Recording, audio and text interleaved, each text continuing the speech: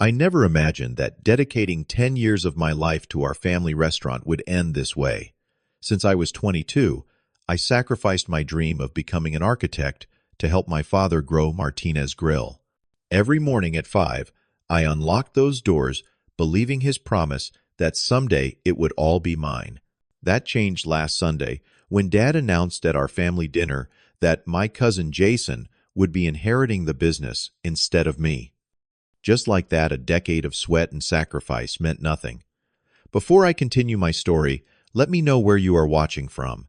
Hit that like and subscribe button if you have ever had your trust broken by someone you loved. Growing up, Martinez Grill was more than just a restaurant to me. My grandfather started it in a tiny storefront in 1978, and by the time my father, Frank, took over, it had become a neighborhood institution. The walls were decorated with faded photographs of satisfied customers, signed baseball jerseys from local teams, and newspaper clippings about our famous chili. The smell of grilling meat and spices would follow me home every night, clinging to my clothes and hair. That scent meant family hard work and tradition. My father was a tough man but fair. He believed in discipline and demanded excellence from everyone who worked for him, including himself. Even though he could be stern, there were moments of genuine tenderness. I remember when I was 12, he taught me how to make his secret barbecue sauce.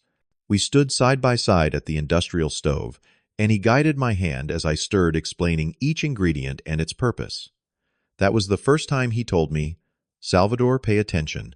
Someday this will all be yours." Those words stuck with me, even as I discovered my own passion for architecture.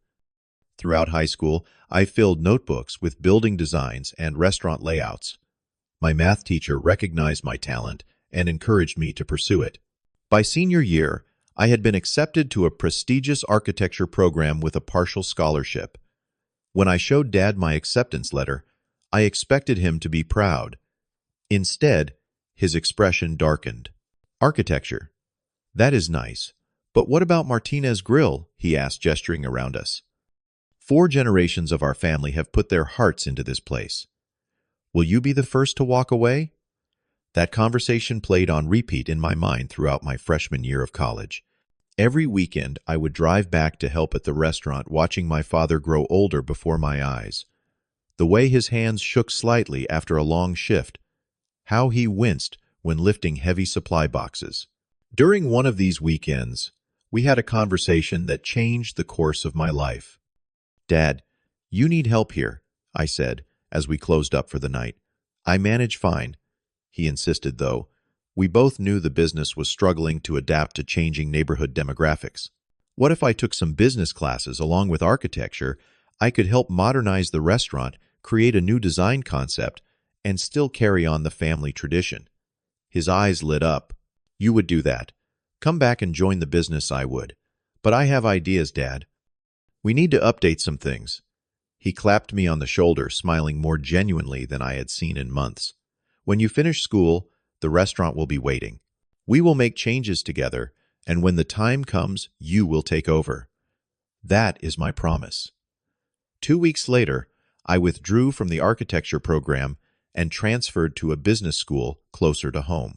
By 22, I was working full-time at Martinez Grill. Those first 3 years were brutal. Dad insisted I learn every position, starting with dishwashing. My hands cracked and bled from industrial cleaning chemicals. I moved up to prep cook, line cook server, bartender, and finally assistant manager. During our busiest seasons, I slept on a cot in the office, working 16-hour days.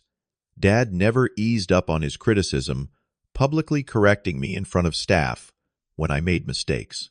"Too much salt in the soup," he would announce, dumping an entire batch down the drain. "This table has been waiting 10 minutes for their check," he would say loudly enough for the customers to hear. At first, it crushed me. Gradually, I developed thicker skin and learned that his harshness came from a place of pride. He wanted the restaurant to be perfect, and now that I was being groomed as his successor, he expected even more from me. By year 5, my influence on the business began to show. I convinced Dad to add several modern dishes to our traditional menu. My smoked brisket tacos became an instant hit, bringing in younger customers. I upgraded our ancient cash register to a digital point-of-sale system that cut down on errors and improved service speed. I created a social media presence that attracted food bloggers and local press. The Louisville Courier featured me in their Next Generation section with a full-page spread about how I was bringing new life to a classic family business. Dad framed the article and hung it next to the original opening day photo of my grandfather. For the first time, I felt I had made the right decision by staying. "Sales are up 20% this quarter," I told him one night after closing. He nodded, allowing himself a small smile. "Your grandfather would be proud. You have good instincts, Salvador." Those were the golden days when everything seemed to be moving in the right direction. I was 27, full of energy and ideas, secure in the knowledge that my hard work was building my future. Then my cousin Jason showed up. Jason was the son of my father's sister, who had moved to California decades ago. We rarely saw that branch of the family, maybe once every few years at reunions. Jason was 5 years older than me, with a charm that immediately put people at ease. He had a way of telling stories that made everyone laugh, and he always dressed like he had just stepped out of a magazine. What I knew about Jason came mostly from family gossip. He had tried his hand at various businesses, a clothing boutique, a fitness club, a tech startup. None had lasted more than a year or two. When he appeared at the restaurant one Tuesday afternoon, I was surprised to see him. "Salvador." "My man," he greeted me with an enthusiastic hug. "This place looks amazing. I heard you have been killing it here." "Thanks," I said. "What brings you to Louisville?" "Just thought it was time to reconnect with family," he replied with a grin. "Is Uncle Frank around?" From that day, Jason became a regular fixture at Martinez Grill.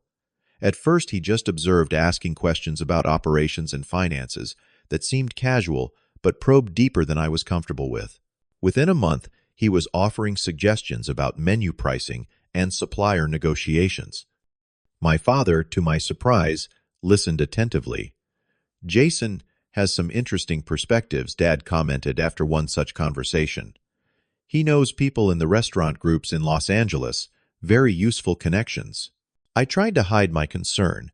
"We have been doing fine with our local approach. There is nothing wrong with thinking bigger," Dad replied, a new gleam in his eye. The warning bells grew louder when I arrived early one morning to find Dad and Jason already in the office, spreadsheets spread between them. They quickly gathered the papers when I entered. "Just discussing some ideas," Dad said dismissively. "Nothing concrete yet." Later that week, I presented my proposal for expanding our catering service to corporate events. I had spent weeks researching the market and creating sample menus with cost analyses. "This could increase our revenue by 30% with minimal additional staffing," I explained. Dad nodded noncommittally. "Let me think about it." 2 days later, I overheard Jason talking to Dad about his catering expansion idea. My blood boiled when Dad enthusiastically approved the exact plan I had proposed, but with Jason taking credit. Despite this, I secured 3 major corporate catering contracts through my personal connections. I oversaw a renovation that doubled our seating capacity and modernized the dining room while preserving its character. I created a new signature dish, a fusion of traditional Mexican and Southern flavors that won Best New Dish in the city's food awards. Through it all, Jason was there spending time with my father outside of business hours. They went fishing together, something Dad and I never did. They watched baseball games at the bar across the street. And all the while, Jason planted grand ideas in Dad's ear. "We could franchise Martinez Grill across the Midwest," I overheard him saying. "Maybe even nationwide eventually. The restaurant has always been about family and personal touch," I objected during a staff meeting. "Franchising could dilute what makes us special." "That is small thinking," Jason countered. "Do not. You want your father's legacy to grow." After the meeting, I confronted Dad about Jason's increasing influence. "He is family too," Dad said coldly, "and he brings fresh eyes." "He has never successfully run a business," I argued. I have been here every day for 8 years, learning everything from you." Dad's response cut deep. "Sometimes blood is not everything in business, Salvador. Sometimes you need someone who sees beyond these four walls." It was our first serious argument in years, and it left a rift between us that I desperately tried to bridge by working harder than ever. I turned down an offer to partner with a prestigious restaurant group in Nashville, choosing to remain loyal to our family business. During an economic downturn, I found ways to maintain our profit margins without laying off a single employee, something I knew Dad valued. For 2 more years, I poured everything I had into proving myself. I was now 32 with a decade of my life invested in Martinez Grill. My personal life consisted of brief relationships that could not compete with my 60-hour work weeks. My friends from college had moved on with careers, marriages, and children, while I remained singularly focused on the restaurant. Then came the family dinner that changed everything. Dad had reserved the private dining room of an upscale steakhouse and invited our extended family, including aunts, uncles, and cousins. I assumed it was to celebrate our record-breaking quarter. When dessert arrived, Dad stood to make an announcement. "Family is the foundation of everything we do," he began, raising his glass. "Martinez Grill has been in our blood for 45 years. As I look toward the future, I have had to make difficult decisions about who is best suited to carry our legacy forward." My stomach tightened as I sensed what was coming. Salvador has worked tirelessly for the restaurant, and for that I am grateful, he continued. But today, I am announcing that Jason will be taking over as managing partner with controlling interest. His vision for national expansion aligns with where I believe we need to go. The room grew unbearably quiet. I felt every eye turn to me. "Salvador will retain a 20% stake and will continue to oversee daily operations," Dad added, as if that softened the blow. I somehow maintained my composure as congratulations flowed toward Jason. My aunt dabbed tears of pride from her eyes. My father beamed with satisfaction, and I sat there paralyzed by disbelief, hearing the words that would replay in my nightmares. "I need someone with a bigger vision for what Martinez Grill can become." I do not remember driving home that night. The shock had numbed me completely. For 10 years, I had operated on the promise that my sacrifices were building towards something meaningful. Now that future had vanished in a single evening. Sleep became impossible. I would lie awake, replaying every conversation, every decision, searching for the moment when I had lost my father's confidence. Had it been my resistance to franchising, my insistence on maintaining quality over rapid expansion, or had he simply found someone who reminded him more of himself, the restaurant, once my sanctuary, became a prison of humiliation. Staff who had respected me now looked at me with pity, or worse, treated me like I was already gone. Jason began rearranging office furniture, claiming the desk that had been mine for years. "Do not worry so much," he told me with a patronizing smile. "You will still have an important role, just more operational." I began to withdraw, skipping family gatherings and arriving at work only when necessary. For the first time since college, I reconnected with an old architecture classmate meeting for coffee just to escape the restaurant atmosphere. She had her own design firm now, with projects across 3 states. "You always had incredible talent, Salvador," she said. "It is not too late, you know." But it felt too late.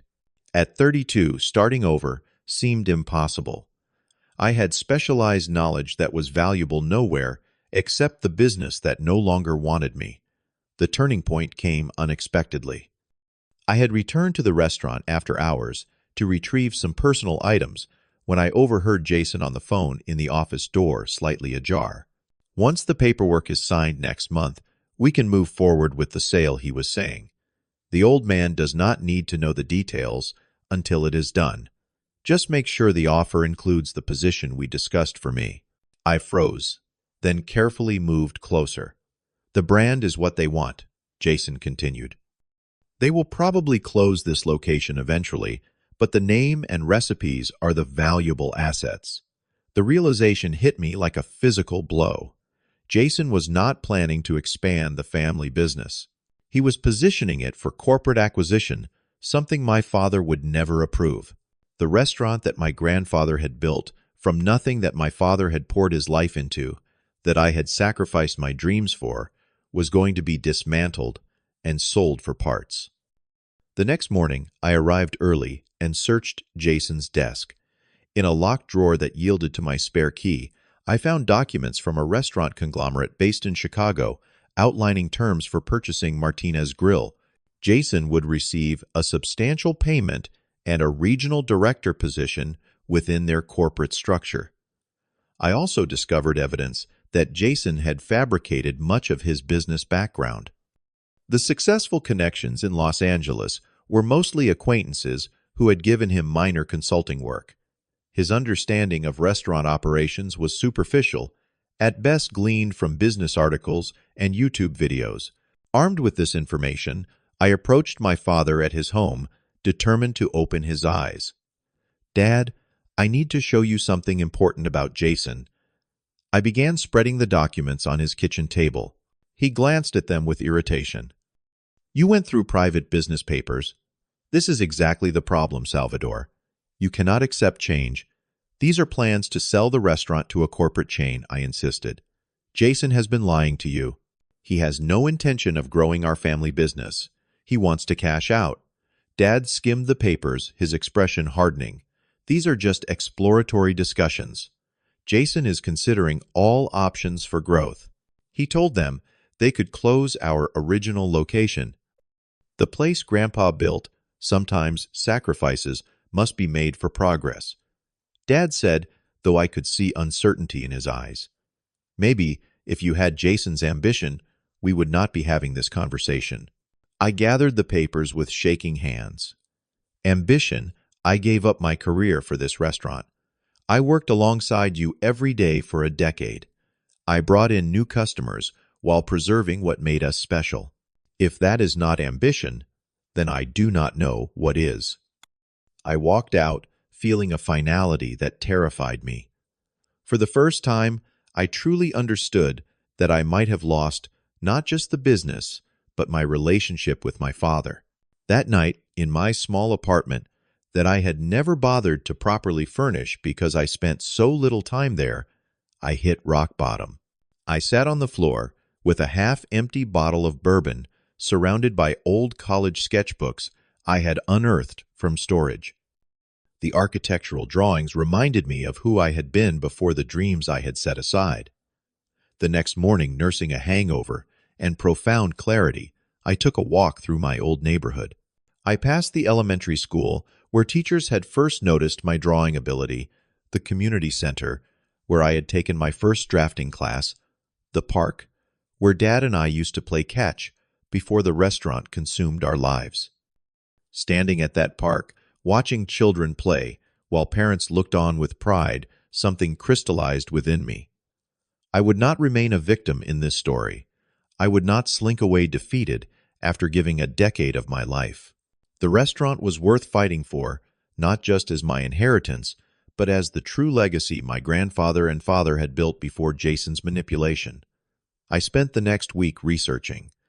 I learned that while my father owned the restaurant, I had legal standing as a longtime manager with profit-sharing agreements.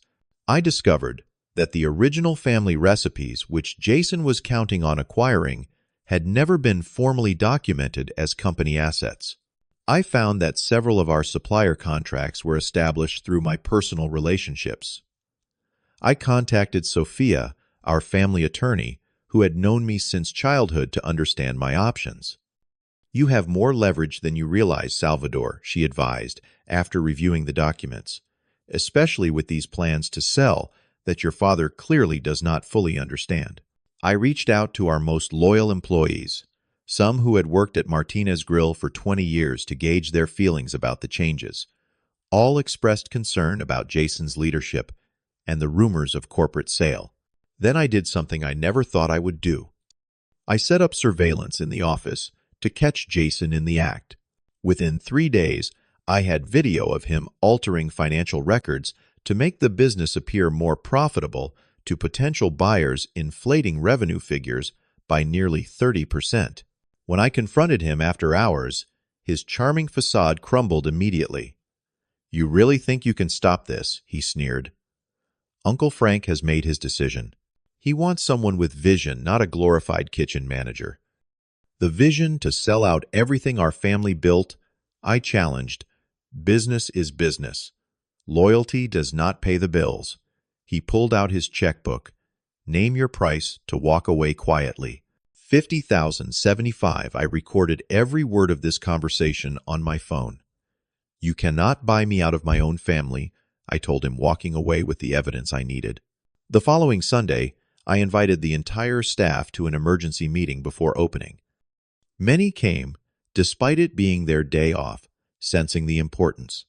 My father arrived looking annoyed at the disruption. Jason beside him, with a confident smirk that faltered when he saw the projector I had set up. "I will be brief," I began. "For 10 years, I have put this restaurant first, believing I was protecting our family legacy. Today, I am going to do that one more time, but not in the way you might expect." I played the recording of Jason discussing the sale, showed the altered financial documents, and presented the corporate acquisition plans. The staff murmured in shock. My father's face drained of color as Jason's true intentions became undeniable. "This is not expansion," I concluded. "This is liquidation of everything Martinez Grill stands for." Jason attempted damage control. "These are just options we were exploring. Frank, you know, I would never move forward without your full approval." But the evidence was overwhelming. My father sat heavily in a chair, looking suddenly older than his 65 years. "Salvador, everyone, please give me a moment alone with Jason," he said quietly. What was said between them I never knew exactly. But 20 minutes later, Jason stormed out of the restaurant, and my father emerged with reddened eyes. "I have been a fool," he admitted to me later that afternoon, as we sat in the empty restaurant. "I let his big talk blind me to what was right in front of me all along." His apology was gruff but sincere. "I thought I was ensuring the restaurant would grow beyond what I could imagine. I worried that your careful approach would keep us small forever, but Jason would have destroyed everything. It was never about keeping us small, Dad," I explained. "It was about growing authentically, maintaining the quality and heart that made us special." The next few weeks brought difficult but necessary conversations. I refused to simply return to the status quo, knowing that without structural changes, we could find ourselves in the same situation again. "I need more than verbal promises," I told him. "We need clear agreements about succession and decision-making." We worked with Sophia to create a new business structure, one that gave me increasing control over time while allowing my father to remain involved. We formalized the value of our family recipes and brand, protecting them from future exploitation. Most importantly, we established a genuine partnership based on mutual respect rather than blind loyalty. For perhaps the first time, my father truly listened to my vision for Martinez Grill's future, one that balanced tradition and innovation. The staff rallied behind us during this transition.